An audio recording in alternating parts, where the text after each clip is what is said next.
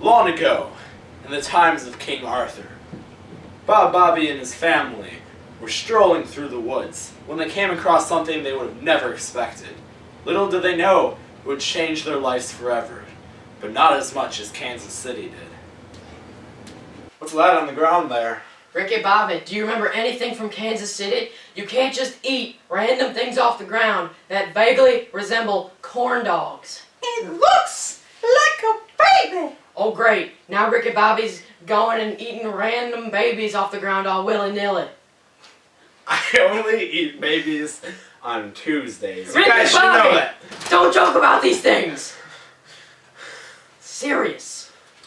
Really, Arthur, it is a baby. Well, what are we gonna do with it? Leave it. No, Ricky. Okay, don't leave it. Tough crowd. Well, what are we gonna do with it? We have to take it. But we can't. We can barely feed our own family. Ricky didn't even eat last night. Bob, either we take this baby or you're sleeping outside tonight. All right. Well, what are we gonna name it? Ricky Bobby! No, you useless son of a bone, Gus! That's your name! How about Ricky Bobby? No! I'm feeling pretty good about this Ricky Bobby name. No, we already have a child named Ricky Bobby! We do? I mean, we do, right. How about we name him David? That's... alright. I don't know, I liked Ricky Bobby. All right, let's just take David home then.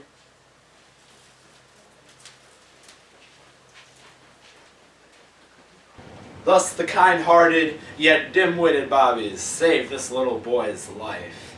And they took him home and raised him as one of their own. As he grew up, it became obvious to others that he was not a true Bobby due to his actual intelligence and different look. The other children ridiculed him at first, but soon stopped due to his immense strength. Almost too immense. Over the next 16 and a half years, David Bobby grew into a wonderful young man, far exceeding his brother Ricky in just about anything he did, except stupidity. One day, David Bobby was out in the woods gathering food, while his family was alone inside the house. Guys, I went out hunting and No, Ricky, Felicia, Bobby, are you going to live? Arrows. Through the windows. It sucked. No, I'm dying. But David, I have to tell you the truth about your past. What? What is it? You are not a Bobby. We found you in the woods. You will always be my true family. You see, you are most likely the son of the princess. You look so much like her. Doesn't matter who I was born to. You had the most influence in my life, and you will always be my true family. You were always my favorite.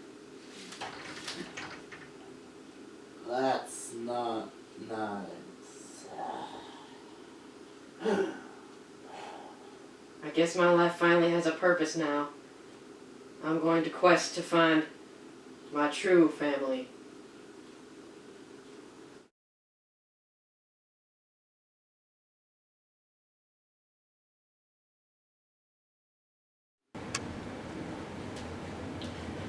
Thus David went to go seek out his mother. He looked far and wide for his mother. He quested long, hard for his mother. Since then, his mother, Princess Janet, had married Duke Philip. And now, after settling down in her marriage, she wanted to find her abandoned child. Although there was a few slight problems. She didn't know who he was, where he was, what his name is, or if he was alive at all. Philip! What do you want now, Janet? I miss my child, Philip. You never really knew him. You gotta get over that. It's more important than that. He's the heir to the throne. This is very important to the kingdom. Well, he is long gone now. How would you ever find him? We would notify the public and send messages. Look for him ourselves. Not so fast. What, William? This is not the wisest decision. Imagine how the public would react. Like Kansas City. Don't mention Kansas City. Kansas City? Poop. I was trying to forget about that. But imagine this. How the public would react to learning that their princess had a child before she was married. You may lose your position. Just like Kansas City. I said don't mention it. But he is right. The public can never know about the child. You just don't understand. Ah! Women. Janet, don't leave yet. Yes. Now, with Philip not wanting to get the child back, my position is secure.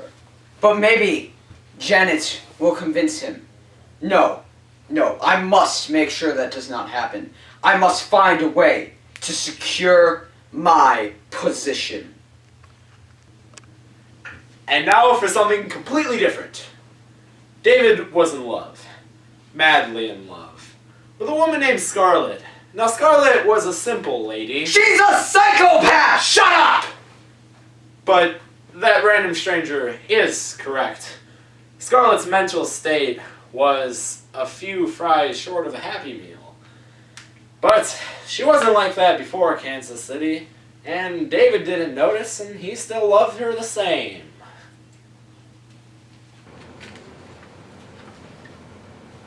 Hello there. What are you doing on this peculiarly placed pedestal? Shh. Scarlett can't talk. The squirrels are watching. There are no squirrels here. Squirrels, they're everywhere. They're always watching Scarlett. I'm looking for my family, and I can't live without you. Will you come with me? Scarlett doesn't know. Scarlett wants to go home once. Very well. Take me to your home, and then you will answer my question on whether or not you will come quest with me. Dum dum dum. Little did David know that Scarlett was actually homeless and she just had delusions of owning a home. So that made the trip home quite quick. So eventually she agreed to go with him to find his actual mother. Now as they approached the castle where David believed his actual mother to be, they were confronted by none other than Prince William.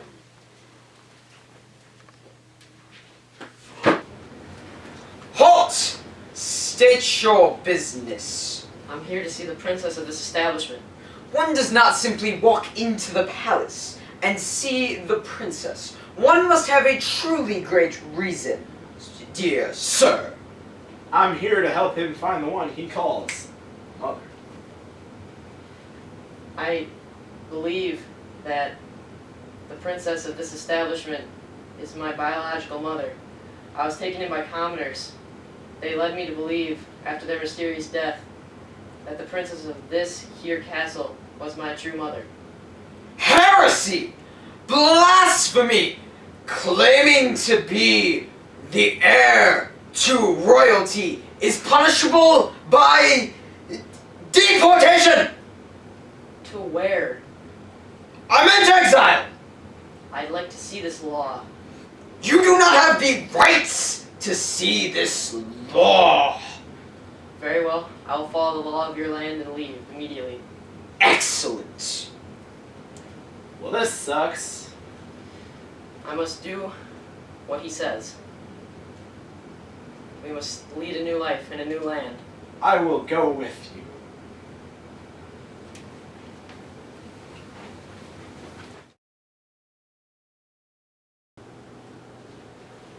As David and Janet left the castle, Prince William went to go murder Princess Janet and Duke Philip. With the discovery of David and the fact that he and his mother were trying to find each other, he thought that his chances of becoming a duke were slim. He then went and brutally murdered them in cold blood. David has no idea, although it is his destiny to avenge his family. Time to save the world. David! What? Who are you? I am simply Tim the narrator. I've been watching you. I know you. And I know your destiny. You seek your mother, but were hindered by Prince William. He is now gone, killed your mother and her husband so that he could claim the dukehood. This is your birthright, David. Go, avenge your family. Claim what is yours. What? How do you know all this? Or what should I do now? Avenge your family and claim your birthright, obviously. Oh, alright. Guess it's my destiny. David and Scarlet have arrived at the castle where William is gloating privately in the death of his adversaries. David instructs Scarlet to stay hidden in the woods in case the worst comes to pass. He then storms into the castle to avenge his mother. Stop! Filth! What are you doing here again? I've come to avenge my mother and deliver justice. Ha! Your mother. I killed her just like the Duke. Do you want to know how she died? She begged like a dog until I slew her. Don't dare talk about my mother like that. Ha! Ha! Ha! Give up. Ha!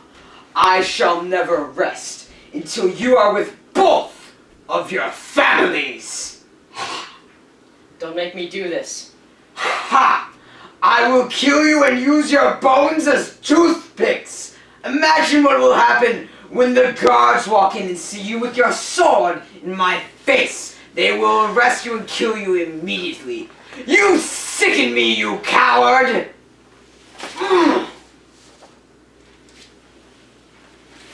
At last, there's peace. Word spread throughout the land about David's good deeds to save the kingdom. Eventually, King Arthur knighted him to become a Knight of the Round Table.